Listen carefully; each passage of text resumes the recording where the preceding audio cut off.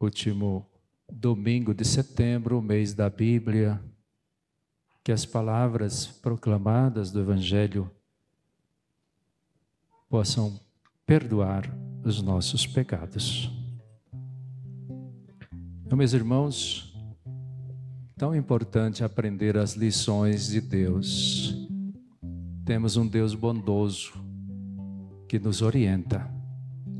E a sua palavra deve ser credível, é uma palavra de credibilidade, porque Ele tem autoridade e Ele sabe para onde está nos conduzindo.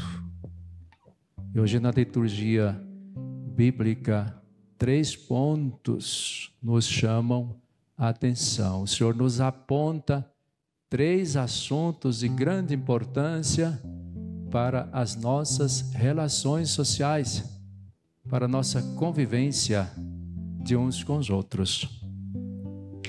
Vocês se recordam que o tema da campanha da Fraternidade 2024 foi sobre isso, as relações sociais, a amizade social.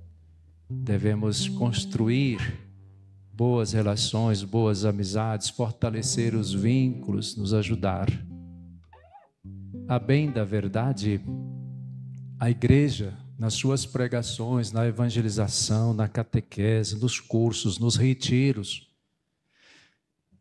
não deseja outra coisa do que nos educar para a boa convivência, a fraternidade, enquanto peregrinamos rumo à eternidade, que é isso que estamos fazendo aqui. Nós somos peregrinos em busca do céu, é onde vai terminar a boa carreira. E quais são esses 3 assuntos de tão grande importância e que tem um enfoque prático na nossa vida social? O ciúme, a injustiça e o escândalo. 3 pontos. Se olharmos com cuidado as leituras, 1ª, 2ª e o Evangelho, nós encontramos esses 3 assuntos. O escândalo, o que é isso? É quando a gente decepciona o outro. Não no sentido de maravilhar, não no sentido de trazer uma surpresa positiva, mas ao contrário. Quando nós surpreendemos os outros de maneira negativa, prejudicial. O escândalo é aquela atitude de alguém que faz o outro ficar triste, decepcionado. É quando a gente age de maneira a derrubar o outro, a fé do outro. Ao invés de ajudar a construir, o escândalo faz o outro perder a esperança, perder a confiança na gente. Então é uma atitude feia, reprovada na palavra de Deus. Ai de quem escandalizar um desses pequenos, disse o texto. E o escândalo exatamente só pode escandalizar, só pode fazer mal às pessoas que ainda não são, entre aspas, grandes, que ainda não são maduras, que ainda não têm solidez emocional, solidez moral, ainda não têm solidez espiritual. As pessoas fracas são esses pequenos. Não se trata apenas de pequenos na estatura, de crianças, mas também pessoas grandes que ainda não cresceram na fé e não estão seguras. Essas são as vítimas dos escândalos. E quando acontece em qualquer lugar, às vezes no campo da economia, às vezes no campo da moral, às vezes no campo espiritual, dentro das igrejas, essas pessoas ficam tão decepcionadas, perdem a esperança, às vezes abandonam aquilo que estão fazendo, perdem seus objetivos, não vê sentido naquela luta. Quando é dentro da igreja, perde a fé, porque às vezes estão, infelizmente, sustentadas nas pessoas, no testemunho das pessoas. Tem um lado bom aí, mas tem também uma limitação. Ninguém pode manter a sua fé sustentada nos seres humanos, ainda que sejam bons muitos deles, ainda que deem bom exemplo, mas não é o ser humano o nosso modelo final. Porque quando esse ser humano limitado erra, causa uma decepção no outro, causa um escândalo, o outro cai. Por isso que Jesus fala, ai daqueles que escandalizar os pequenos, que ainda não amadureceram, não cresceram, não criaram raízes espirituais, não criaram raízes nos princípios morais, então estão ainda inseguros, precisam de bons exemplos que os ajude a sustentar na fé, nos bons princípios éticos, etc. E o escândalo, então, ele provoca esses pequenos. Já que as pessoas grandes, isto é, as pessoas maduras na fé, elas não caem por causa do escândalo dos outros. Outros fazem alguma coisa, mas a pessoa sabe que a fé dela não está naquele ser humano. A nossa fé é mais do que o próximo, mais do que o padre, mais do que o bispo. Nós não estamos aqui. As pessoas que amadureceram na sua fé cristã têm Jesus como modelo. E Jesus nunca falhou. Então as pessoas santas, fortes, amadurecidas, enraizadas no amor, na fé, nos princípios morais, pode acontecer o que for na sociedade, que elas se mantêm nos seus princípios, na sua fé, no amor a Deus, no seu fervor. E outra classe de pessoas que tem são aqueles que vivem no mundo da malandragem, do crime, da imoralidade. O escândalo para essas pessoas não vale nada, porque elas vivem de escândalo. Elas gostam de escândalo. E ver um escândalo do outro é como dizer, olha, esse é igual eu, que maravilha, é bater palmas. Então, o escândalo só atinge as pessoas que estão num processo ainda de crescimento da fé. São os pequenos, e são muitos, e talvez seja a maioria dos nossos fiéis, que estão nesse processo ainda de crescimento e precisam de gente segura, de pessoas maduras, como exemplo, que não causem escândalos. Mas não nos referimos apenas ao escândalo religioso dentro de uma comunidade. Tem vários tipos de escândalo. Tem o escândalo moral, que às vezes acontece nas famílias, aí na sociedade, coisas que a gente não esperava, não é? Escândalos econômicos, a roubalheira, tanta coisa. Então, o escândalo é um grande mal do qual o cristão deve se precaver. Ai daqueles que escandalizam os pequenos. O outro ponto, do texto bíblico hoje é sobre a injustiça. A segunda leitura, o apóstolo Tiago escreveu, capítulo 5, do 1 ao 6, tratando desse assunto.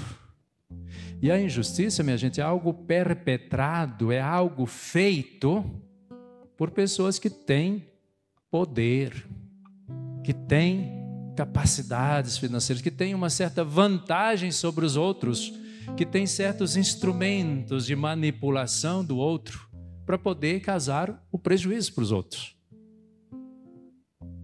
Quem é mais fraco, menos articulado, dificilmente vai cometer uma injustiça, porque está na dependência dos outros. Então, quem comete a injustiça normalmente é pessoas que têm um pouco mais de poder, que está querendo pisar nos outros, humilhar, excluir, não é? No caso do texto de hoje, refere-se aos ricos. E aí uma série de impropérios, não é? Contra os ricos. Uma série de ameaças. Ah, senhores ricos, está chegando a sua hora. Igual o boi gordo que vai ser abatido. Vocês que, enriqueceram tanto, seu dinheiro está enferrujando, as suas pratas, etc. E vai trazendo uma série de ameaças. Versículo 1, 2, 3. Mas aí, a chave de compreensão dessa injustiça aparece no versículo 4. Você em casa depois releia para solidificar o que estou ensinando. Ali no versículo 4, o escritor bíblico explica por que esses ricos estão sendo ameaçados por Deus, pela justiça de Deus. Então diz lá, porque vocês não pagaram o salário dos fracos que trabalharam, que ceifaram, que fizeram as suas roças. Que vocês não pagaram o que vocês devem, senhores ricos, que enriqueceram às custas do sofrimento, da injustiça, da opressão dos pobres. Isso é roubo, né? Então esse salário que não foi pago, está clamando justiça aos céus. Diz o texto: chegou aos ouvidos de Deus o clamor daqueles que deveriam ter recebido o salário do seu trabalho e não receberam. Senhores que se enriqueceram às custas de roubo dos pobres. É esse o assunto. Aí que está a questão. A injustiça é uma coisa errada que alguém que tem um certo poder faz, prejudicando os outros, deixando os outros por baixo, enganando os outros. Então, cuidado. Precisamos ter muito cuidado para não ser injusto. Cumprir nossa palavra. Cumprir nossos negócios. Comprou? Pague. Negociou? Cumpra. Deu a palavra? Seja sincero, seja leal. Não causar prejuízo para os outros. Não ser injusto. É essa o segundo tema. Então, o tema do escândalo, o tema da injustiça, da segunda leitura. E o outro assunto é o ciúme. O ciúme é sofrer interiormente para que o outro não tenha o que eu tenho. É aquela dor interna, né? Aquele remordimento de não querer compartilhar um bem ou um benefício que é meu. Eu não quero que o outro tenha isso. É meu. Uma atitude um pouco de egoísmo também aí. Parecido com inveja, não é? Semana passada, no domingo, eu explicava aqui sobre a inveja. Ciúme e inveja são parecidos. Tem um elemento em comum, que é o elemento formal. Mas o elemento substancial é diferente. Veja, enquanto o ciúme é não querer que o outro tenha o que eu tenho, a inveja é o contrário. É eu querer o que o outro tem para mim. A gente sofre por aquilo de bom que o outro tem. Eu quero aquilo que é do outro. Isso é inveja. Ciúme é o contrário. Eu não quero que o outro tenha as coisas boas que eu tenho. É meu isto aqui. Não compartilho com ninguém. Isto é ciúme. E aparece nos textos de hoje. Na primeira leitura, livro dos Números, capítulo 11. Bem como no Evangelho, a primeira parte do texto. Capítulo 9 de Marcos, do 38 até o 41. Quando lá, no livro dos Números, alguém vai reclamar com Moisés, porque tem uns 2 homens profetizando, falando de Deus. O Espírito Santo tinha recaído sobre os 70 escolhidos, 2 deles não estavam no grupo, estavam em outro lugar. Alguém foi lá reclamar: olha, estão lá profetizando com Deus, vai lá proibir. E o Moisés diz: deixa que eles profetizem, deixa que eles tenham o Espírito Santo, o Espírito de Deus. Quem dera se todos fossem assim, capazes de profetizar, de orar a Deus, de ter unção, de ter os carismas. Quem dera que todos pudessem fazer isto. Então, o ciúme apareceu aí, né? Aquele jovem não queria que os outros fizessem uma coisa boa, profetizassem, tivesse a unção, como se a unção, a profecia, fosse algo exclusivo daquele grupo que estava ali junto de Moisés. Propriedade particular. Querer fazer de Deus, né, o seu Deus próprio, particular, individualizado, exclusivo. Não é dos outros, é o meu Deus. Coisa horrorosa. Horrorosa. Aparece no início do Evangelho, quando João, na mesma atitude, diz: Senhor, vimos alguém expulsando demônios em teu nome. Olha só, gente. E nós o proibimos, porque não era dos nossos, não estava andando conosco. Que ciúme estranho. O outro não pode fazer o que nós fazemos. Somos nós que temos o Espírito, somos nós que o Senhor mandou evangelizar e curar e salvar. Agora estão fazendo isso também, mas como é que pode? O Senhor mandou, foi nós. Nós os proibimos. Olha que coisa tremenda. O ciúme de João, parecido com o ciúme da primeira leitura, mesmo assunto. O ciúme é uma atitude infantil. E ele aparece em todos nós, não se assustem. Alegrem-se porque nós temos dois tipos de ciúme. O ciúme normal, comum, próprio da antropologia, né, da nossa realidade psicológica. Quem é que não tem zelo pelas suas coisas, pelas pessoas que ama, pelos seus bens, etc., pelos seus dons? Temos que ter um pouco de zelo. Esse zelo comum é um ciúme mais ou menos natural, digamos assim, tolerável. É um ciúme comum. Tudo bem, paciência. Tem um certo limite, dá para levar. Mas tem o ciúme doentio. Tem um ciúme que é uma psicopatia, uma doença emocional, que é aquele exagero de ciúme. O outro não pode ter isto, o outro não pode, né, mexer, não pode conversar com meu marido, não pode conversar com meu namorado, não pode mexer nas minhas coisas, isto é meu. Tem gente que é ciumento de uma maneira doentia. Aqui está um problema. O ciúme doentio é exatamente esse exagero de não querer que o outro tenha coisas boas, de não querer que o outro tenha benefícios, coisas das quais eu me beneficio. Eu não quero que o outro se beneficie. É uma atitude profundamente egoísta, individualista, fechada, anticristã.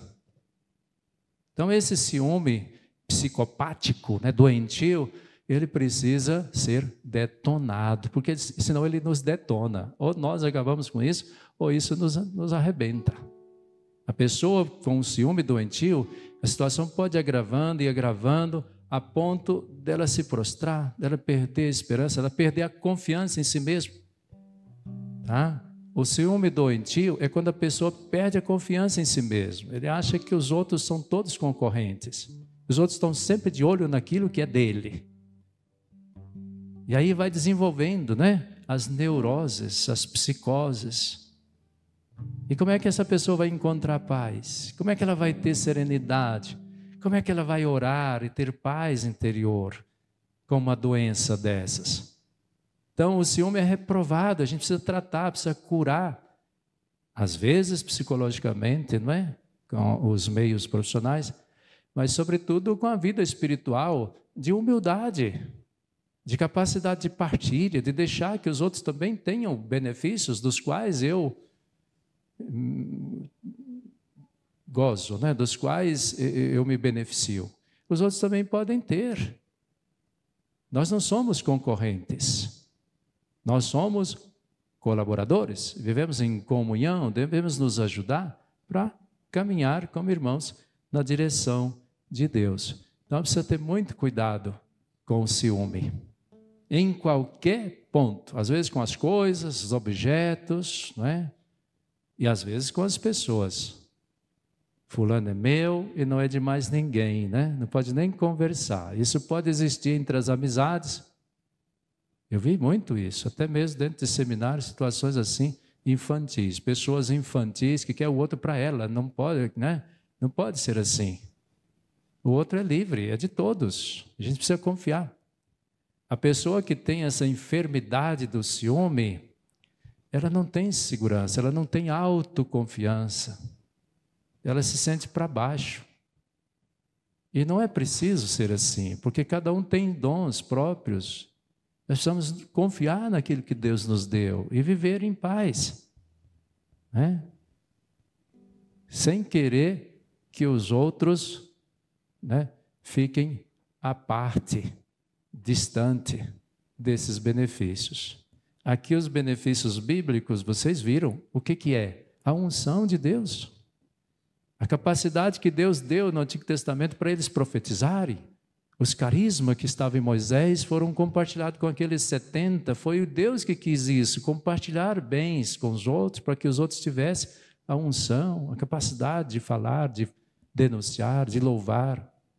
E no Evangelho, a capacidade de expulsar demônios, minha gente. Deus quis compartilhar isso. Isso não é propriedade dos 12 apenas. Não é propriedade desta igreja ou daquela. Isso é dom de Deus. Então, permitir que os outros façam coisas boas. O bem é bom sempre, venha de onde vier. Melhor que a gente seja bom como cristão, tendo Jesus como modelo, o Espírito Santo como fortaleza, inspiração. Mas se não for cristão, se não for católico, se faz o bem, já é alguma coisa. Não devemos reprimir as pessoas que fazem o bem, repreender aqueles que fazem caridade, que fazem coisas boas. Devemos elogiar, sim, porque ninguém faz o bem estando contra Deus. Foi o que nosso Senhor disse. Então guardemos essas 3 lições. Não vamos escandalizar.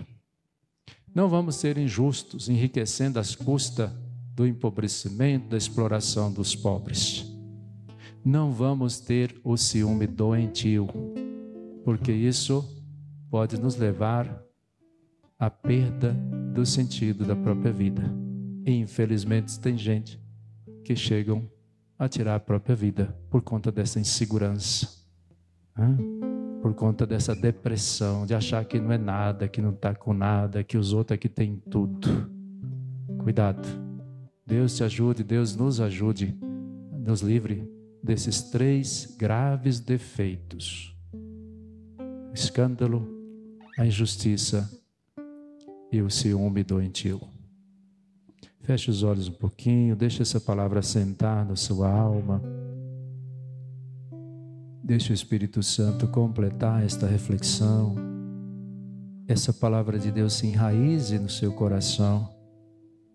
Te faça uma pessoa exemplar, forte, sólida na fé, sendo exemplo positivo para os outros, sem levar os outros à queda. O Espírito Santo te fortaleça para ser uma pessoa mais honesta nos negócios, mais justa, também caridosa, querer o bem para o outro. Deus te ajude a curar o excesso de ciúme. Conserve em você apenas aquele ciúme positivo, aquele zelo cristão com as pessoas, com as coisas, mas nos livre dessa enfermidade, desse exagero de ciúme que exclui as pessoas e nos torna solitários no final.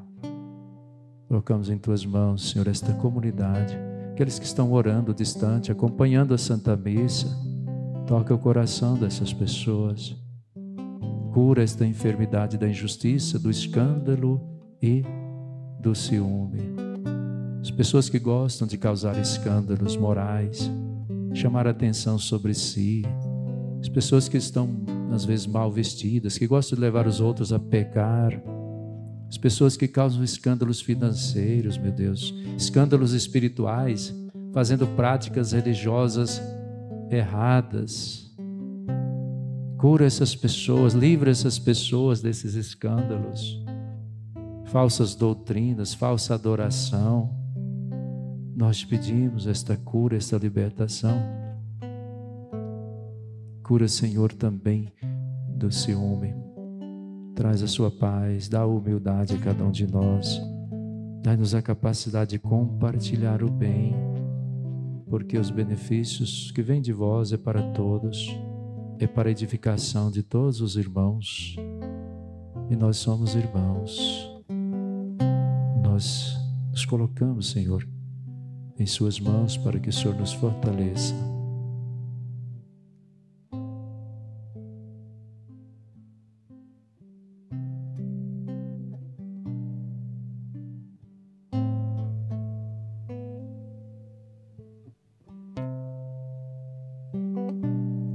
Põe tuas mãos na mão do meu Senhor da Galileia. Põe sua mão na mão do meu Senhor que acalma o mar. Meu Jesus que cuida de mim noite e dia sem cessar, põe tua mão na mão do meu Senhor, que acalma a alma. Coloque uma mão sobre o seu peito, levante a sua mão direita, põe sua mão esquerda sobre o seu coração. Essa ligação, meu Deus, esta sintonia da Tua graça em nossa alma, para nos curar dos escândalos, do ciúme e da injustiça. Põe Tua mão na mão do meu Senhor, da Galileia. Põe sua mão na mão do meu Senhor, que acalma a alma. Deus tudo pode, Ele cura. Meu Jesus, que cuida de mim, noite e dia, sem cessar. Põe Tua mão na mão do meu Senhor, que acalma a alma.